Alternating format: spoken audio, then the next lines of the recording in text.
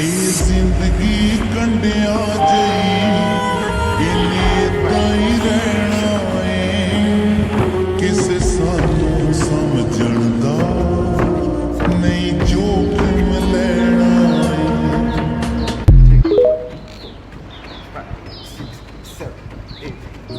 ਇਹ ਜ਼ਿੰਦਗੀ ਕੰਡਿਆ ਜਈ ਇਹਨੇ ਏਦਾਂ ਹੀ ਰਹਿਣਾ ਏ।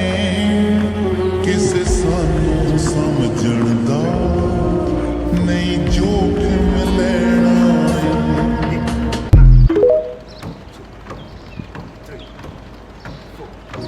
ਇਹ ਜ਼ਿੰਦਗੀ ਕੰਡਿਆ ਜਈ